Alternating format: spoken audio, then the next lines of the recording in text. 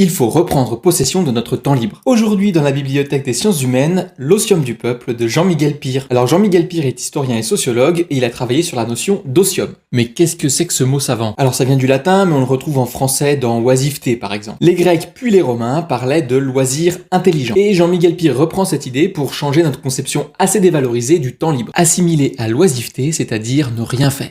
C'est vrai qu'en Occident, on n'a jamais eu autant de temps libre, mais il est parfois aspiré par du divertissement inutile, comme scroller pendant des heures, ce qui vous arrive évidemment ni à vous ni à moi. Pourtant, ce temps pourrait être consacré à des activités qui nous permettent de progresser en tant qu'être humain, développer notre imagination, notre jugement, grâce à l'art ou à la philosophie par exemple, mais aussi plus simplement en vivant nos activités intensément. Jean-Miguel Pire cite Montaigne, « Quand je danse, je danse ». En fait, le but est de devenir les acteurs de notre vie plutôt que de laisser les algorithmes ou le marketing décider à notre place. Mieux comprendre, c'est être moins soumis. Mais ce qui n'est pas nommé n'existe pas, et c'est pour ça que Jean-Miguel Pire utilise le mot otium comme arme de combat.